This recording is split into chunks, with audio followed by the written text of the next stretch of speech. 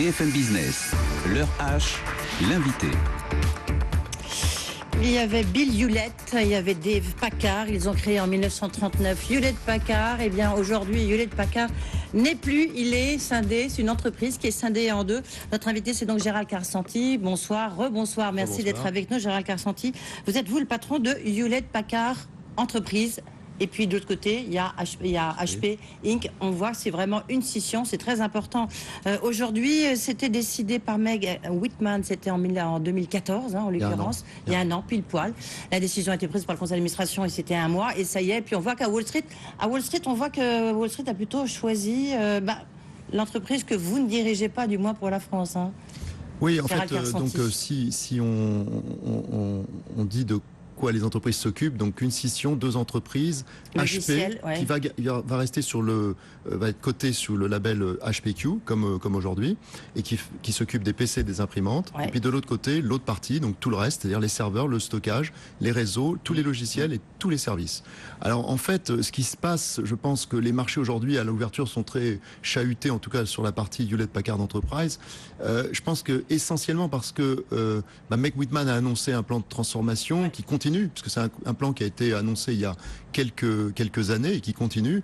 Et je pense que les marchés attendent d'y voir plus clair et les résultats qui vont arriver dans pas longtemps. C'est l'ancien modèle nouveau monde pour vous finalement, ces deux moi je pense que le nouveau monde, c'est celui qui est en train d'arriver maintenant. C'est-à-dire qu'on est dans un monde sur le marché de digitalisation extrême. On voit qu'aujourd'hui l'ubérisation concerne tout le monde et on n'y échappe pas. C'est-à-dire qu'on veut rester véloce, agile, d'où la séparation, avoir deux entreprises qui sont quand même, comme vous l'avez dit, deux beaux bébés, je reprends votre expression, parce que 53 milliards chacune environ, 47e et 48e position au niveau du classement des entreprises mondiales, donc c'est quand même de très belles entreprises, mais néanmoins plus véloces, plus agiles, capable de capter les grands mouvements sur le marché, de ne pas laisser passer une opportunité. Et est-ce que c'est pas la session de la dernière chance, malgré tout, pour HP, Hewlett-Packard?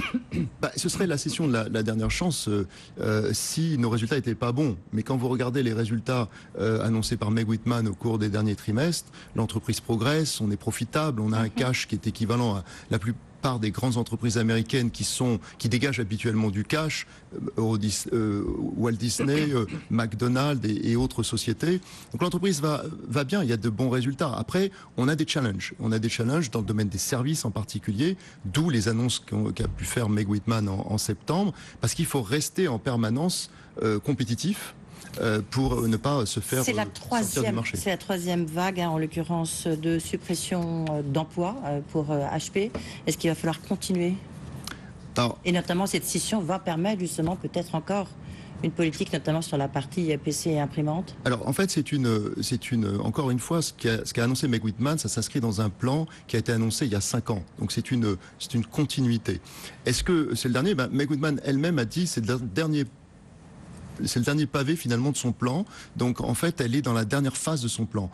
Donc oui, je pense que on est au bout de cette transformation qu'on est en train d'opérer. Mais surtout, ce qui est très important, c'est que dans cette transformation, on est en train vraiment d'aborder les sujets qui intéressent nos clients, à savoir comment vont-ils eux-mêmes aller vers la digitalisation pour finalement prendre des parts de marché sur des segments nouveaux. Juste une question, Gérald Carsenti, on s'en souvient, pour ceux qui aiment bien un peu l'histoire des entreprises, Léo Apotheker, qu'on connaissait bien ici, français, il était patron d'HP, il s'est fait virer parce que justement, il voulait filialiser cette activité PC.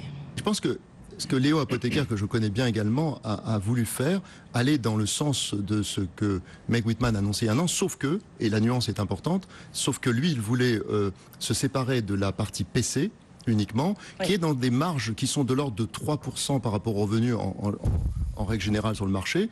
Meg Whitman y a ajouté les imprimantes. Donc l'équilibre de l'entreprise HP, c'est HP Inc., l'équilibre est totalement différent, et c'est la raison pour laquelle ça va fonctionner. Ça n'aurait pas fonctionné avec seulement les PC. Gérald Carsenti, maintenant, c'est le chiffre de Le Chypre. On va parler justement de la partie PC, et après on parlera de l'avenir que vous dirigez, du moins pour la France, tout l'avenir logiciel, service aux entreprises. C'est le chiffre de Le Chypre. BFM Business, l'heure H, le chiffre de Le Chypre. Emmanuel, bonsoir. Bonsoir Edwige. Alors vous, c'est un peu le défi du renouvellement justement de PC, un défi difficile à relever pour Hewlett-Packard. 1,8 milliard d'unités dans le monde, dont près de 400 millions qui datent de plus de 4 ans. parce qu'en fait, on n'a plus besoin tellement de son PC maintenant. Bah justement, certains font le pari que oui. Et c'est ça qui est intéressant, c'est que face au choix que fait HP, il y en a d'autres qui font le choix plutôt du gigantisme, j'ai envie de dire. Et donc, les chiffres qui sont ceux que vous venez de donner sont les chiffres qui sont cités par Michael Dell, par exemple, pour justifier, lui, du fait qu'il va falloir fournir et équiper le monde en PC, puisqu'il dit 1,8 milliard, effectivement, d'unités dans le monde. 400 millions ont plus de 4 ans et plus, donc il faudra les renouveler. Et surtout, il cite le taux d'équipement de certains pays, comme la Chine, par exemple, 35% seulement de pénétration du PC, 10% en Inde contre 90% aux États-Unis. Et donc, lui, qui vient de créer un énorme groupe, dit au contraire, si on veut être capable de répondre à cette demande, eh bien, il va falloir être très gros. Donc là, on voit bien qu'il y a deux stratégies différentes aujourd'hui. Il y a la stratégie de l'agilité, qui est plutôt celle que semble faire HP, et puis il y a la stratégie du rouleau compresseur, qui est plutôt celle que semble choisir Dell. Et puis je vais lever un petit voile pour la cérémonie des BFM Awards. Michael Dell, justement, sera en direct, en l'occurrence, pour cette cérémonie. Un commentaire, c'est là où on voit les difficultés peut-être. Oui, un commentaire. D'abord, je dois dire que là, je parle d'une entreprise qui n'est plus la mienne. J'en profite pour dire... Mais vous connaissez bien, c'est pour ça. Je connais bien, et avec émotion, parce que forcément, j'ai eu plaisir à présider l'entreprise complète pendant 4 ans et demi. Néanmoins, un mot, je crois que si vous regardez bien ce que fait Dell, en se portant acquéreur de MC, c'est le projet, vient justifier le modèle d'HP. À l'occurrence, le modèle d'HP, c'est d'avoir un bout en bout sur l'infrastructure technologique, depuis les serveurs jusqu'au data center, avec les logiciels pour donner de l'intelligence. Et ils vont dans cette direction-là.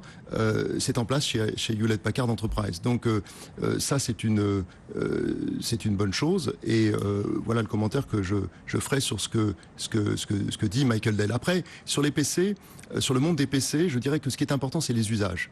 Je pense qu'on a le poste fixe, on a les portables, on a les outils de la mobilité finalement, les objets connectés, et en fait on achète finalement les outils dont on a besoin pour mettre en œuvre une stratégie de mobilité. Et la mobilité est devenue extrêmement importante pour être pertinente sur les différents marchés.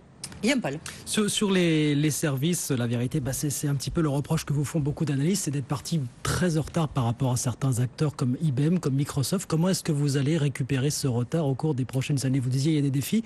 Alors, ce qui est intéressant, c'est que les chiffres montrent que le cloud computing et dans les services, la France a rattrapé son retard finalement par rapport à ses voisins européens. Vous comptez plus sur vos propres forces ou plus sur le marché français qui apparemment décolle là? Alors en fait, tous les analystes donnent Hewlett Packard Enterprise comme numéro 1 dans le domaine du cloud.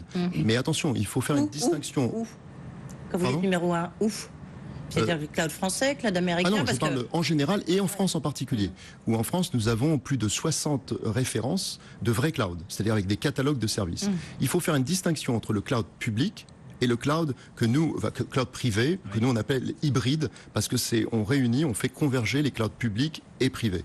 Alors sur le cloud hybride, en fait, eh bien là, on est dominant. Pourquoi? Parce que on propose à nos clients la possibilité de choisir où ils veulent mettre leurs applications et leurs services en fonction de la criticité de ces applications. Donc, des applications stratégiques, vous n'allez pas les mettre sur du cloud public pour tout un tas de raisons, dont la sécurité. Bien sûr, oui. Donc, vous allez les mettre sur des clouds privés que vous allez faire gérer par d'autres ou vous allez les garder chez vous si elles sont très stratégiques, mais vous allez les garder. C'est le pari qu'a fait Hewlett Packard Enterprise en se disant il faut qu'on se concentre là où nos clients sont en train d'investir massivement.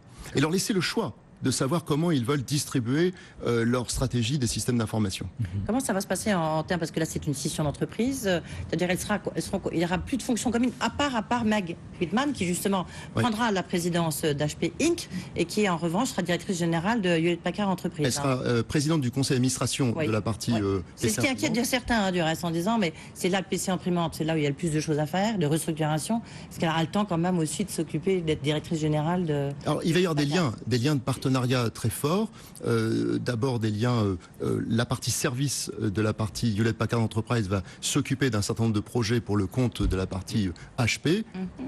Et puis il y a aussi un partenariat, tout simplement un partenariat technologique qui va perdurer dans le temps. Et les accords ont été évidemment signés et vont s'étaler dans les prochaines années. Comment ça va se passer en l'occurrence les partenariats? Ça sera à quel niveau? Est-ce qu'il y aura un tronc commun ou pas du tout? C'est vraiment une scission, ça sert à une scission. Le Chypre le disait tout à l'heure. C'est la plus grosse scission jamais réalisée cross-secteur.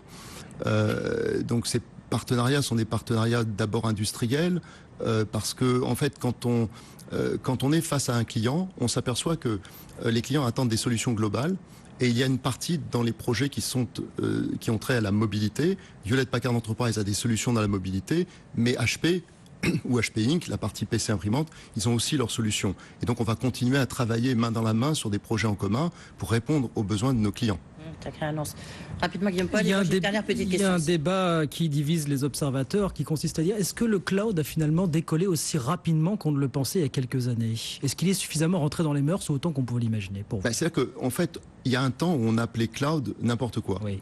Et on est simplement maintenant, les clients ont mûri, ils ont beaucoup de compétences et ils sont en train de faire le tri pour réellement développer des clouds qui leur apportent de la valeur.